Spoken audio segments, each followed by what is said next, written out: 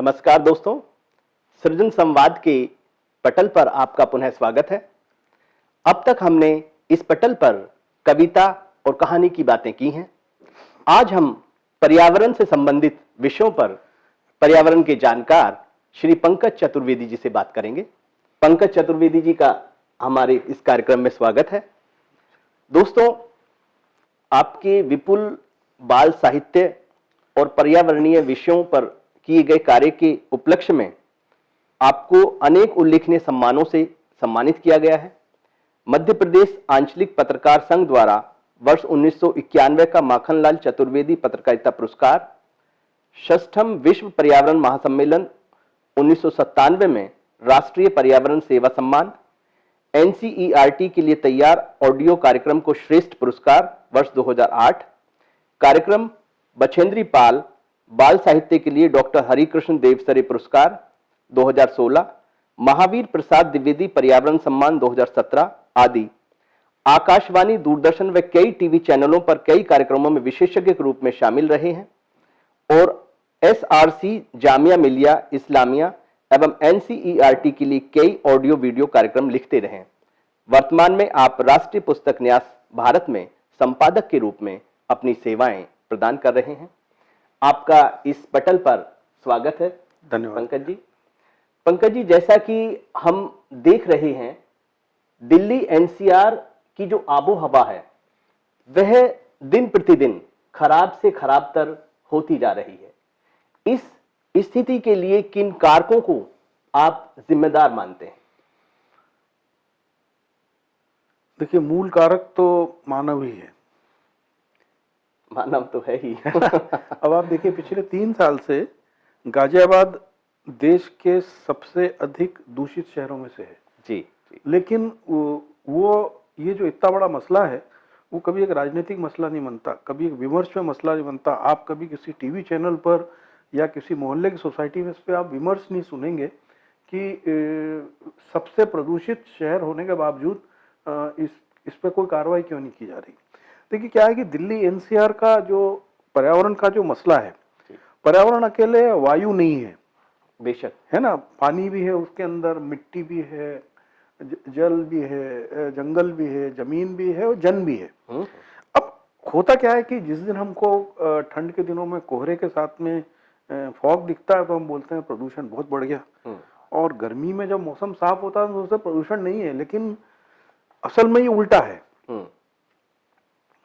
Smog का प्रदूषण अलग है, वो गर्मी के दिनों में जो दिल्ली एनसीआर का प्रदूषण का मूल कारण होता है रेगिस्तानी आने वाली हवाएं, प्लस 44-45 टेम्परेचर में जब गाड़ियां चलती हैं सड़कों पर जी।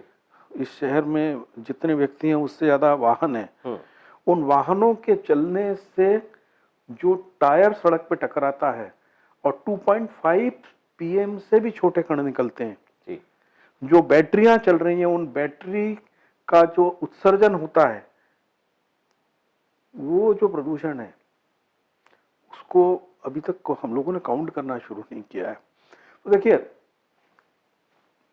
असल चीज है कि वैश्विक रूप से जी जो दिक्कतें हैं वही दिल्ली एनसीआर के साथ में।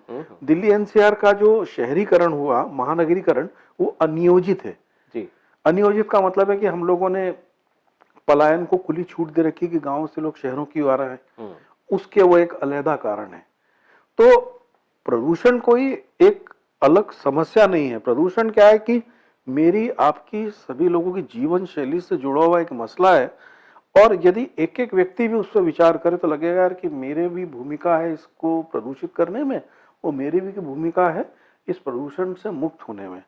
तो सरकार को दोष तो हम बाद में देंगे, क्योंकि क्या है कि सरकार की वैश्विक स्तर पर, अकेले भारत में ये नीतियां क्या होती हैं कि नल खुला छोड़ दो, बाल्टी से पानी बहने दो और पोंछा लगाकर दिखाओ कि देखो हम इस फर्श को सुखाने की कोशिश कर रहे हैं। तो दिल्ली एनसीआर की असल समस्या यही है। मैं आपको एक उदाहरण बताता हूँ जी।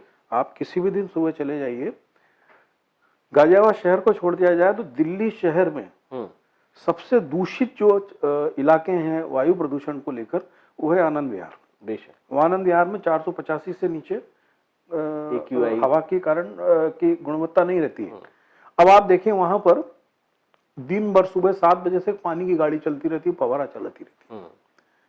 वो वही है, हम पानी ढोल रहे हैं और पोंछा लगा रहे हैं। जबकि उस 6 लेन रोड पर 2 लेन में बसें, ऑटो रिक्शा, टैक्सी सब इस तरीके से खड़े होते हैं कि अप्सरा बॉर्डर की ओर से या गाजीपुर बॉर्डर की ओर से जो ट्रैफिक आता है उसको वहां पर आके फर्स्ट और सेकंड गियर में चलना पड़ता है या स्टक होना पड़ता है। भारत 5 से ऊपर स्टेज के वाहनों का नियम है कि यदि 40 से ऊपर चलेंगे तो उसका इमिशन बहुत कंट्रोल्ड होगा। और जैसे ही आपने 40 से नीचे आए, फर्स्ट गियर, सेकंड गियर या गाड़ी खड़ी की, तो इमिशन उतना ही ज्यादा होगा। अब वहां पर जरूरत पानी की गाड़ी चलाने की नहीं है, वहां जरूरत यह है कि जो सड़क पे लोग इंक्रोचमेंट करके वाहन खड़े करके स्मूथ ट्रैफिकिंग को बाधित कर रहे हैं, उसको रोकने की। ये एक उदाहरण है। जी जी। आपने बड़ी अहम बात कही कि पर्यावरण की जब हम बात करेंगे तो उसमें वायु प्रदूषण जो है एकमात्र विषय नहीं है, और जल का प्रदूषण भी, मृदा का प्रदूषण भी और अन्य प्रदूषण भी जो है उससे जुड़े हुए हैं। हम ये जल, राष्ट्रीय राजधानी क्षेत्र में जल को सुरक्षित रखने के बारे में जो प्रयास हैं या सरकारी नीतियां हैं या जन जागरूकता है, उसको आप किस तरह से आपका देख पा रहे हैं? देखिए, ये दुर्भाग्य है कि दिल्ली राजधानी क्षेत्र का जो आदमी है वो 80 रुपए का 20 लीटर वाला बिसलेरी पानी तो पीना चाहता है जी, लेकिन अपने बाथरूम में बहने वाले और वेस्ट होने वाले पानी को रोकना नहीं चाहता है। मैं देखिए, आज प्रकृति के जो संसाधन हैं वो सीमित हैं, और जैसे महात्मा गांधी ने बोला था कि जो प्रकृति है आपकी जरूरतों को पूरा कर सकती है लेकिन आपके स्वार्थ को पूरा नहीं कर सकती, आपके लालच को पूरा नहीं कर सकती। जी जी। तो हम लोग लोभी हो गए। मैं चाहता हूं कि मेरी कॉलोनी में गंगा जल नल में आए, लेकिन मैं ये नहीं सोचता हूं कि पवित्र गंगा जल में केवल पीने के लिए इस्तेमाल करूं, मैं उसको शौच के लिए भी इस्तेमाल करता हूं। वाकई ये दुर्भाग्यपूर्ण है। अब हम 500 घर, 1000 घर, 10,000 घर यदि मिलकर केवल अपने टॉयलेट के संप में एक 500 ml की बिसलरी की बोतल में रेत डाल के डाल दें तो 10 बार आपके घर में जब फ्लश चलेगा तो 5 लीटर पानी बचेगा। ये आप सोच के देखें। अब आपके घर में देखिए कि 10-11 प्रकार के साबुन आ रहे हैं। टॉयलेट साफ करने का अलग है, फर्श साफ करने का अलग है, बर्तन मांजने का बट्टा अलग है, बर्तन मांजने का लिक्विड अलग है, शैम्पू अलग है, फेस वॉश अलग है, बॉडी वॉश अलग है, कपड़े धोने का बट्टा अलग है, कपड़े धोने का लिक्विड अलग है, 11 है, 12 होंगे जी। दुनिया की सबसे पवित्र चीज जो सभी चीजों को शुद्ध कर देती है वो पानी है, और हम इतने सारे केमिकल्स को अपने घर में इस्तेमाल करके पानी को दूषित कर रहे हैं। जरा कोशिश कर लीजिए, इसमें से 5 चीजों को कम करके देखिए, आपके घर से निकलने वाला, एक तो इससे पानी का खर्चा कम होगा। बेशक भाई, एक शर्ट मैंने पहनी है, मैं दिन भर एयर कंडीशन में रहता हूं, मुझे इस शर्ट को में पसीना आ नहीं रहा है, गंदगी आ नहीं रही है, मुझे क्या जरूरत है इसको अगले दिन साबुन में धोऊं? इसको ऐसे ही पानी से निकाल के प्रेस करके पहन लो। एक तो आपके कपड़े की जिंदगी बचेगी, साबुन बचेगा, आपका खर्चा भी बचेगा। और साबुन लगाने पे यदि आपको एक शर्ट धोने में 5 लीटर पानी इस्तेमाल हो रहा है तो बगैर साबुन लगाए आपका 1 लीटर में काम हो जाएगा। तो प्रदूषण एक अलग मसला है। अभी तो सबसे बड़ी चीज है कि संचयन कैसे किया जाए।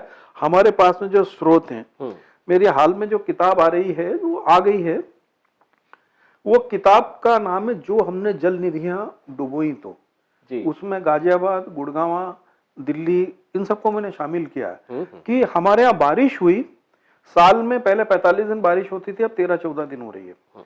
जिस दिन बारिश होती है पूरा शहर जाम हो जाता है जी, पानी भर जाता है, हमें लगता है हाय हाय अब हम क्या करेंगे, इतना पानी आ गया। और जिस दिन बारिश बंद हुई उसके अगले दिन नलों की ओर ताकते हैं कि हाय हाय अब तो पानी नहीं आ रहा है। इसी गाजियाबाद में 10 साल पहले 665 तालाब होने की बात थी जी। उसमें से करीबन 100 से ज्यादा तालाब तो सरकारी डिपार्टमेंट्स ने कब्जा करके कॉलोनी, बिजली घर, स्कूल बना दिए। और ये कहा गया एनजीटी को कि हम इनकी जगह सप्लीमेंट्री तालाब खोद देंगे।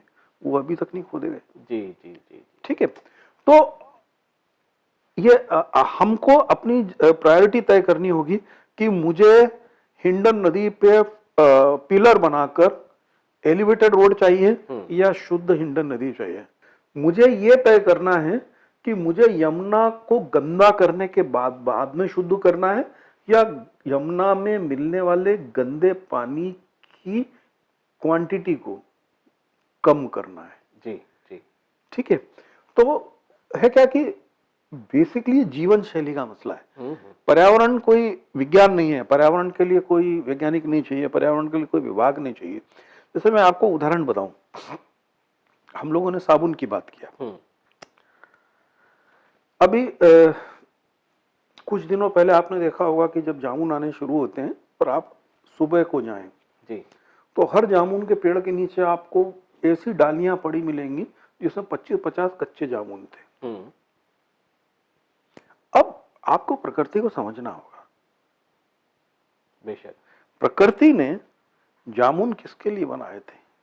बंदर के लिए, पक्षियों, चिड़िया के लिए, और फिर बोला कि जो पक के गिर जाएगा वो इंसान के लिए। अब हमको एक जामुन पका दिख गया, हमने उसको लठ चलाया, पत्थर चलाए तो 100 कच्चे भी नीचे गिरा दिए और एक पका हुआ पाकर हम सोचे कि आज तो हम लोगों ने, आज तो हम बिल्कुल शुद्ध हो गए भाई, हमारा स्वास्थ्य ठीक हो गया। जी जी जी। दूसरा उदाहरण, इंसान को प्रकृति ने दांत दिए, जबड़े दिए, आंतें दी भारी से भारी चीज चबाने की।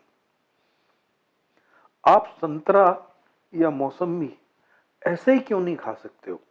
आपको उसका जूस निकालने की क्यों जरूरत पड़ रही है? यदि निघंटू को, आयुर्वेद के हिस्से को देखेंगे तो उसमें जूस जो है केवल बीमार व्यक्ति के लिए। बेशक। तो अब आपने जूस निकाला, इसका मतलब आपने ढेर सारा कचरा निकाल दिया। ये कचरा भी नहीं है, वो फाइबर है ना? हमने तो कचरा सड़क पे फेंक दिया ना। हमारा जीवन शैली को बदलने पर ही हम इस पर्यावरण संरक्षण को बात कर सकते हैं। हम दूसरे पे दोष नहीं लगा सकते। हमको दूसरों की जय से पहले आत्मनिरीक्षण, खुद को जय करे। जी जी जी, है ना? ये ना, हमको मन की शक्ति देना, मन विजय करे। तो उसमें ना दूसरों की जय से पहले खुद को जय करे, पहले हमको जय करनी पड़ेगी। सही है, सही। पंकज जी, बड़ी अहम बात आपने कही कि राष्ट्रीय राजधानी क्षेत्र और उसमें गाजियाबाद भी शामिल है, बहुत सारे तालाब सरकारी और गैर सरकारी अतिक्रमण की भेंट चढ़ गए हैं। ये जो पर्यावरणीय आपका समीकरणों के साथ ये घटना, दुर्घटना जिस तरह से घटित हो रही है, इसके दुष्प्रभावों को आप किस तरह से उनका आकलन जो है वो कर रहे हैं? मैंने जो एक किताब जो हमने जल निधियां डुबोई, तो उसके अंदर यही लिखा है कि इस पूरे गाजियाबाद का जो धरती थी, जो दोआबा के पास में थी, एक तरफ यमुना बह रही है, एक तरफ गंगा बह रही है, बीच में हिंडन, काली सरी की छोटी छोटी नदियां बह रही हैं। इसकी खूबसूरती ये थी कि प्रकृति ने यहाँ पे जगह जगह पर छोटे छोटे तालाब दिए थे और उसका नियम ये था कि जो पानी बरसेगा तो तालाब भर जाएंगे और जो तालाब से पानी ज्यादा होगा तो नदियों में बह जाएगा। देखिए, आपको एक चीज को समझना होगा, हमारे जो पूर्वज थे वो बहुत समझदार थे। उन्होंने बोला नदी को अविरल बहने दो, नदी को नहीं छेड़ना है जी। नदी आप पर्व त्योहार पे जाओ, नहाओ, धो, पूजा करके लौट आओ। ठीक है, कोई मर गया, कोई हो गया, उसको निपटाओ। गांव के बाहर, गांव की सीमा पे तालाब होगा, तालाब आएगा आपके निस्तार के काम का। कपड़े धो लिए, ढोर को चरा लिया, उससे मछली मिल गई, कमल गट्टा मिल गया, पानी ये मिल गया। कुआं होगा आंगन में या मोहल्ले में, वो आएगा पीने के काम। नदी जब बहती रहेगी तो तालाब का रिचार्ज होता रहेगा, जब तालाब भरा रहेगा तो कुआं हर समय समृद्ध रहेगा। ये एक चक्र था। ठीक है, अब हम लोगों ने क्या किया कि अभी बड़ी महत्वाकांक्षी योजना चल रही है कि हर घर जल, बहुत अच्छी योजना है। मैं हरियाणा के कुछ विलेजेस में जाकर मैंने देखा उसको, लेकिन उस योजना का दुर्भाग्य ये है कि उसका 95% पानी का जो सोर्स है वो केवल भूजल है। और मैं एक गांव में गया, वो आदर्श गांव है, भूजल में वहां पर 2.5 हॉर्स पावर की मोटर से हर घर में जल जा रहा है, शानदार व्यवस्था है। लेकिन दुर्भाग्य है कि उस भूजल का जो सोर्स है उसके ठीक बगल में जो जोहड़ थी, जो आज से 10 साल पहले तक बहुत अच्छी काम आ रही थी, उस जोहड़ में अब घर के निस्तार का पानी जाने लगा और वो गंदा होने लगा। जरूरत इस चीज की है कि हम उस जोहड़ को भी सहेज के रखें, ठीक है ना। होता क्या, जैसे ही घर में नल आया तो मैं क्या सोचता हूं कि अब मैं घर में जो मेरे ढोर डंगर बंधे हैं ना, उनका पानी भी मुझे नल से मिले। सरकार सोच के दे रही कि आपको पीने को और खाना बनाने को शुद्ध जल मिले, लेकिन आप सोचते डंगर के लिए भी वो मिल जाए, कपड़े धोने को भी मिल जाए। तो मूल चीज ये है कि पानी के बारे में अवेयरनेस जो है, जागरूकता, इसकी के बारे में सोचना पड़ेगा। जैसे कि वाटर फुटप्रिंट की बात करनी पड़ेगी। लगातार मैं पंजाब और हरियाणा के लोगों के लिए लिखता रहा हूं और वहां की सरकारों ने अपनी नीतियों में भी बदलाव किया। वहां का पारंपरिक भोजन धान नहीं था, यही दोआब का स्थिति भी है। हमारा जो गन्ना बेल्ट है इसका पारंपरिक भोजन धान नहीं था, लेकिन अधिक लोभ के कारण हम लोगों ने धान बोना शुरू कर दिया, ग्राउंड वाटर नीचे चला गया। दूसरी चीज हो कि धान के इस्तेमाल के कारण, धान में जो केमिकल्स हम ला रहे हैं पेस्टिसाइड, उसके कारण आपकी पूरी लगातार जमीन खराब हो गई। और उसका दुर्भाग्य हुआ कि जब जमीनें खराब हुई उसके बाद उससे पानी बह गया, नदियां भी खराब हो गई। 3 साल पहले एनजीटी ने ऑर्डर दिया था वेस्टर्न यूपी के 5000 हैंडपंप बंद करने के लिए, क्योंकि वो सब दूषित हो चुके थे। लेकिन उन गांव की पोजीशन है कि यदि आप वो हैंडपंप बंद कर देते हैं, उनके पास में अल्टरनेटिव अरेंजमेंट नहीं है पानी का, ठीक है। तो जो हमको अपने जो हमारे पुरखों ने जो हमको दिया है, नदी को अविरल बहने दो, तालाब को संचित करके रखो, वो कुएं का पानी इस्तेमाल करो, इस नीति पे आना पड़ेगा। होता क्या यार, अब हर घर के अंदर मोटर लग गई, मुझे 1 गिलास पानी चाहिए, या किचन में माँ को दाल बनाने के लिए 1 लोटा पानी चाहिए, और बोले ताजा पानी, बटन दबा दिया। आप एक बार जब बटन दबाते हैं तो 1 बाल्टी पानी कम से कम निकलता है, एक चीज। दूसरी चीज है, जो आप बिजली जलाते हैं वो बिजली भी हमारे जलवायु परिवर्तन पे असर कर रही है, ठीक है। तो मेरी माँ ही तो थी या मेरी दादी तो थी जो 80 साल की उम्र तक अभी कुएं से ऐसे पानी खींच लेती थी, तो वो तो मजबूत भी थी, वो तो कम दवाई खाती थी। उसको हमारी मेरी पत्नी को बटन दबाने की क्यों जरूरत पड़ रही है? हम इस सुख के बदले इस प्रकृति को क्या दे रहे हैं, ये एक सवाल है। पंकज जी, कई महत्वपूर्ण बिंदुओं की तरफ आपने इशारा किया, और जैसा कि हम जानते हैं आप गाजियाबाद शहर में काफी समय से रह रहे हैं, दिल्ली में आप जो है आपका कार्यालय है और वहां आप काम करने जाते हैं। हमारे इस क्षेत्र में जो 2 प्रमुख नदियां हैं, एक यमुना और दूसरी हिंडन, इन दोनों नदियों की जो आज स्थिति है उसको आपने बहुत करीब से आप देख भी रहे हैं। इन दोनों नदियों के स्वच्छीकरण के लिए, साफ करने के लिए तमाम योजनाएं जो चलाई जा रही हैं, वो क्या कारण है कि वो योजनाएं जो है वो कामयाब नहीं हो पा रही? देखो, फिर मैं पहली वाली बात पे आऊंगा कि हमारी पूरी योजनाएं बनती है कि नल खुला छोड़ दो और पोंछा लगाओ। देखिए क्या है, नदी एक तंत्र होती है। जैसे कि मैं आपको अपनी बात को फिर पीछे पलट के मेरी किताब पे लेके जाता हूं, जो हमने जल नदियां डुबोई। तो थोड़ी बरसात होती है, आपने देखा होगा कि गुड़गांवा जो हमारे देश के विकास का प्रतीक है, और गुड़गांवा का जो जयपुर जाने वाला बहुत चौड़ा रास्ता है, जिसको हम प्रतीक के रूप में कहते हैं कि ये हमारा विकास का मानक है, बरसात में वो डूब जाता है। हर बार डूबता है ना, क्यों डूबता है? असल में क्या था, अरावली पर्वत से एक नदी चलती थी, उसका नाम था साहबी नदी।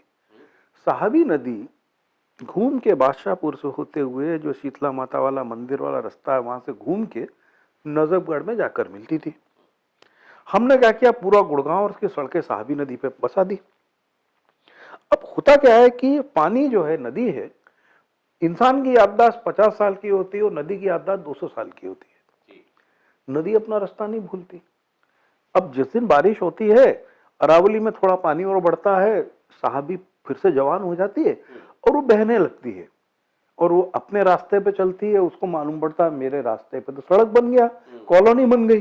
तो उसको क्या पता कि ये क्या है। तो ये जो पिरामिड है, इसके नष्ट होने का दुर्भाग्य हुआ, घने जंगल जैसे खत्म हुए तो घने जंगल में रहने वाला जो निशाचर जीवी जीव था, उसका डीएनए धीमे धीमे इंसान के शरीर में आने लगा और हमारा बॉडी इस तरीके से यूज टू हो गया कि वो वायरस हमारे शरीर को पकड़ गया।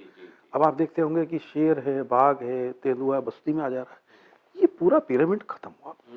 तो देखिए, जल जब जल के घने जो स्रोत होंगे, घनी नदी होगी, घना तालाब होगा, तो उसके आसपास प्राकृतिक रूप से अपने आप वन होंगे।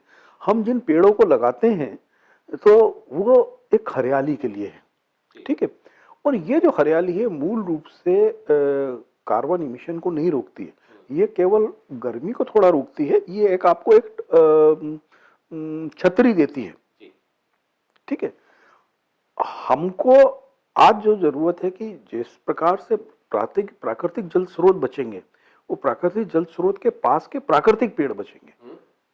अब आप देखिए कि इस देश में, मैं आपको एक खूबसूरती बताता हूं पेड़ों को लेकर। जब 1912 में दिल्ली बनी तो इंडिया गेट के से 8 रास्ते निकले। उस समय भारत का जो साक्षरता की दर इतनी थी नहीं। आप कोई सड़क का नाम लिख दो, किसी को नहीं मालूम होगा। तब एडवर्ड लुटियन ने एक तरीका निकाला। उसने हर सड़क पे एक तरीके के पेड़ लगाए। जैसे अशोक रोड पे जाओगे तो जामुन के पेड़ मिलेंगे, शाहजहां रोड पे जाओगे तो आप नीम के पेड़ मिलेंगे, औरंगजेब रोड पे जाओगे तो पीपल का पेड़। तो वो उसका एक कॉन्सेप्ट था कि उसी एक सड़क पे एक तरीके के पेड़ लगा जाए, उसका संरक्षण होगा, उस सड़क से आपकी पहचान होगी। आदिवासियों में यही होता है। जो ट्राइबल्स हैं वो तो जंगल में रहते हैं, तो जैसे कि एक आदिवासी कुल का पेड़ साल का है, तो वो साल के पेड़ को न तो छुएगा, न उसकी लकड़ी को जलाएगा, न उसके पत्ते को छुएगा। उसके घर में कोई पैदा होगा तो वो उस साल के पेड़ को लगाएगा। लेकिन जैसे दूसरे का कुल पीपल है तो वो साल को काट सकता है। तो ये हमारे समाज में भी था। जैसे आप राजस्थान में मीणा समाज को देखो कि उनके यहाँ ये बहुत सारी प्रकृति थी। हम लोगों के जो लोग शहरी हो गए या गैर आदिवासी थे, उनके यहाँ भी ये सब परंपराएं थी, है ना। लेकिन हमने उन परंपराओं को विद्रूप रूप में ले लिया। जैसे कि आप ये, मैं आपको एक अपनी किताब की चर्चा करना चाहूंगा। ये लोक आस्था पर्यावरण किताब है। इस किताब में यही दिया हुआ है कि जैसे दिवाली है या होली है या हमारे पर्व हैं, ये वास्तव में कैसे पर्यावरण संरक्षण के पर्व थे। भाई दिवाली के बाद में हम पूजा कर रहे हैं शीतला माता की। वो शीतला माता की गधे पे सवार है और हाथ में झाड़ू लिए हुए, वो प्रतीक है स्वच्छता का। होली भी जो है, हमारा क्या था कि अब ठंड हो गया है, ठंड खत्म हो रही है। अभी तक घर में से बहुत सारे लोग बाहर नहीं निकलते थे, क्योंकि पहले तो गांव में शौच को भी बाहर जाना होता था। अब भाई घर की सफाई कर लो और घर का जो गंदगी है उसको होली में जला दो, और नई फसल आई तो घर में रख जाएगी।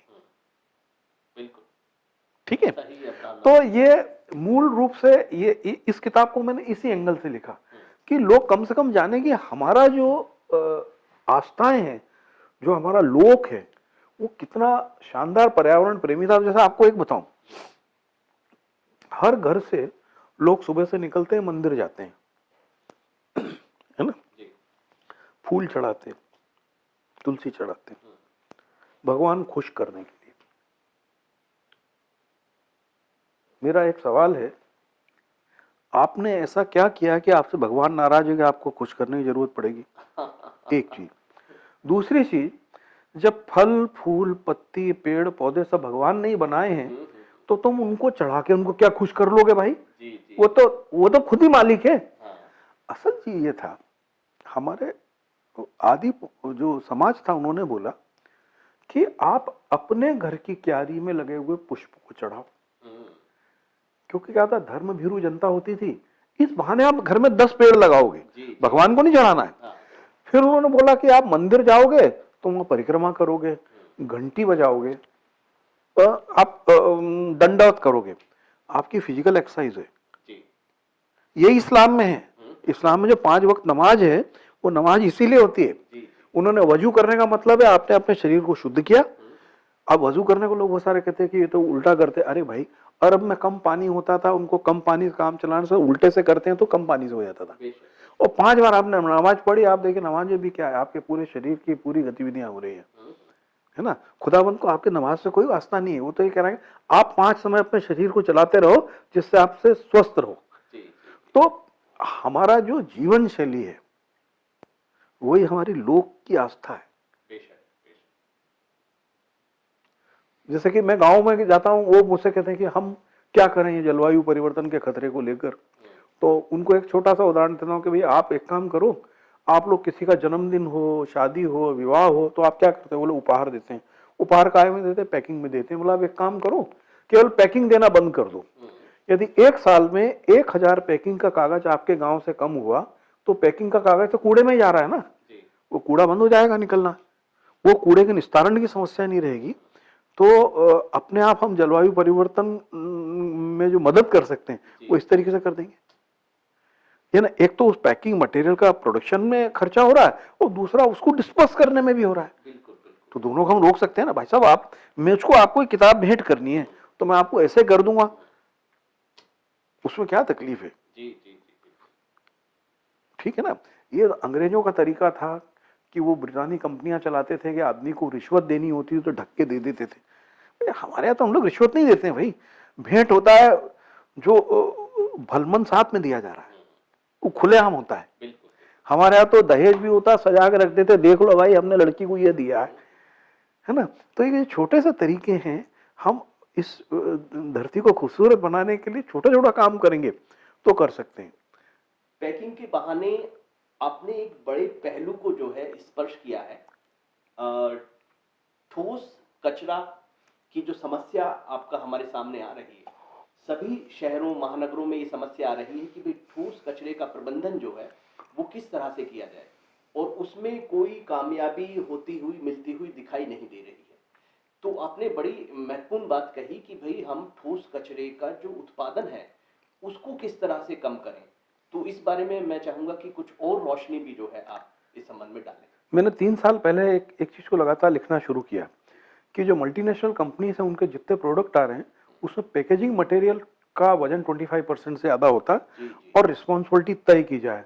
और सौभाग्य है कि इस बार सरकार ने जो पर्यावरण का नया नियम लाए हैं उसके अंदर लगा है कि कंपनी को आपने जो पैकेजिंग मटेरियल के रूप में कचरा दिया उसकी अकाउंटेबिलिटी आपको वहन करनी पड़ेगी। एक महत्वपूर्ण चीज। ऐसा अभी मेरे मन में एक चीज आई, मेरे घर में फ्लिपकार्ट या अमेजन से कोई सामान आता है, आपने देखा होगा एक बॉक्स आ जाता है, उसके अंदर पैकेजिंग मटेरियल होता है। इसके अलावा जैसे कि हम आजकल सब्जी बिग बास्केट और ये सबसे मंगाते हैं तो वो लोग भी पैकेजिंग मटेरियल बेचते हैं। क्यों ना इन कंपनीज को अकाउंटेबल बनाया जाए कि नेक्स्ट टाइम जब आपके यहाँ डिलीवरी लेने आएंगे तो आप ये बॉक्स जो है ये वापस ले जाएंगे। इस तरह की यदि एक बहुत छोटी सी चीज है, भाई मेरे यहाँ एक एप्पल का बॉक्स आया, मैंने 4 एप्पल निकाल दिया, वो कार्टन वैसा रह गया, हालांकि वो रिसाइकल्ड होता है लेकिन वो एट द एंड वो कचरे के डिब्बे में जा रहा है।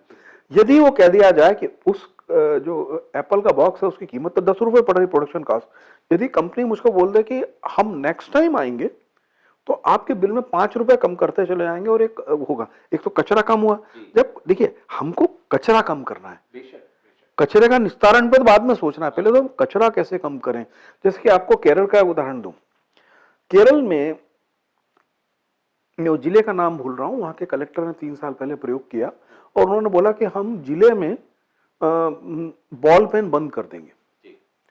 और उन्होंने एक दिन में 5 लाख बॉल पेन को जब्त किया और उन्होंने बोला कि बॉल पेन जो होता है ना कि 1 टाइम यूज एंड थ्रो, उन्होंने बोला हर गवर्नमेंट ऑफिस में केवल इंक पेन जाएगा जो कम से कम 1 साल चलता है।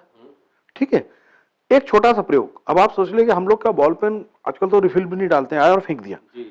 यदि गाजियाबाद शहर में 10 लाख लोग 1 साल में 10 लाख बॉल पेन प्लास्टिक का डिस्पोजेबल फेंकते हैं और उसमें 10 लाख में से 5 लाख को यदि इंक पेन यूज करने लगे तो 5 लाख प्लास्टिक का कचरा अपने आप बचेगा, उसके साथ जो पैकेजिंग बचेगी। तो ये हमको तरीके सोचने होंगे इसके लिए। निश्चित रूप से ये छोटी छोटी बातें जो है पर्यावरण के संरक्षण के लिए बहुत मायने रखती हैं। पंकज जी, मैं आखिरी सवाल करना चाहूंगा। आपने बाल साहित्य के क्षेत्र में बहुत काम किया है और विपुल साहित्य सृजन आपने जो है बच्चों के लिए किया है।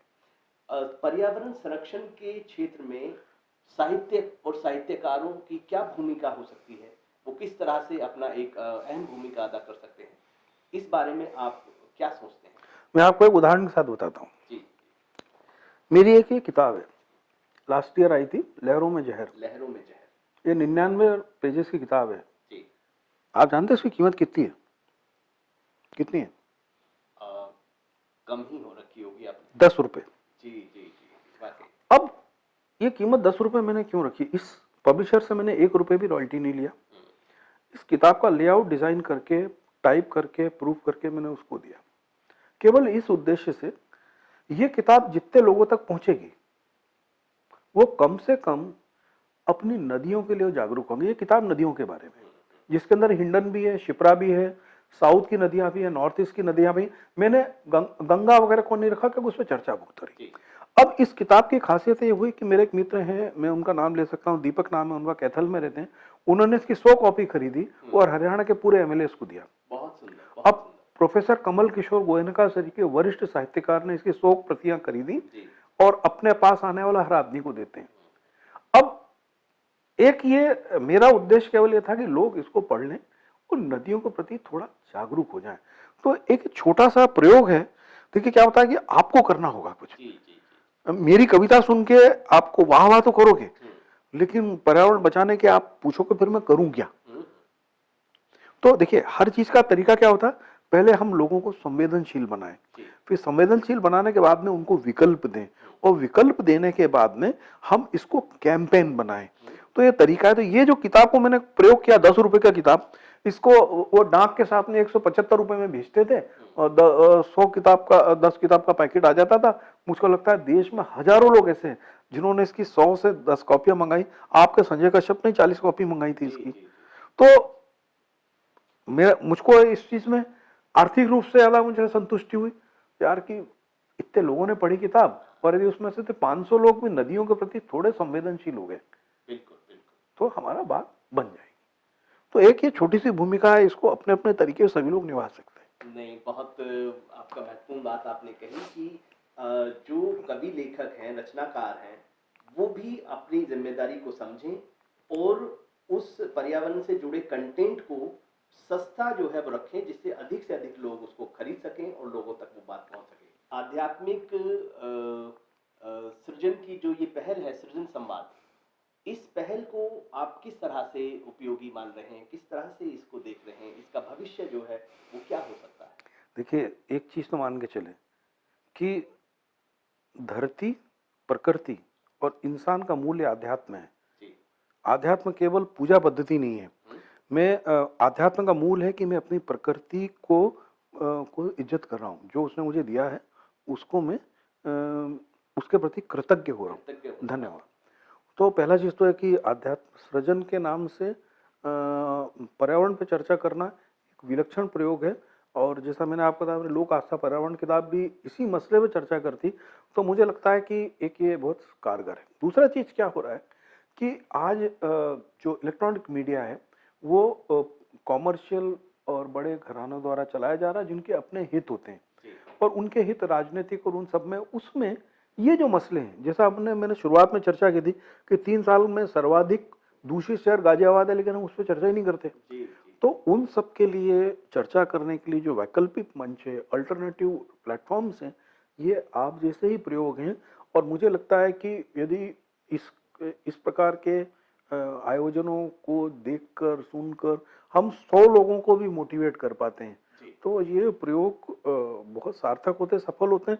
सबसे बड़े डिजिटल मीडिया का है कि it is beyond the limit. हो सकता है ये प्रोग्राम कल कोई यूरोप में देख रहा हो, कोई पाकिस्तान में देख रहा हो, वो अफ्रीका में भी देख रहा हो। ये इसकी कोई सीमा नहीं है। और मुझको लगता है कि आम लोग सकारात्मक चीज़ों को देखना चाहते हैं, और चूंकि आपकी सोच सकारात्मक है तो निश्चित ही ये प्रयोग भी बहुत अच्छी तरीके से सहजता से अपने निर्गम की ओर चलता रहेगा। तो दोस्तों, आज हम बात कर रहे थे प्रख्यात पर्यावरणविद श्री पंकज चतुर्वेदी साहब से। हमें उम्मीद है कि आपको ये वार्तालाप उपयोगी साबित होगा और पर्यावरण संरक्षण के लिए आपको जो है जागरूक करेगा, संवेदनशील करेगा। पंकज जी, आप सृजन संवाद के पटल पर आए, आपका बहुत बहुत धन्यवाद। बहुत बहुत धन्यवाद। आभार, नमस्कार।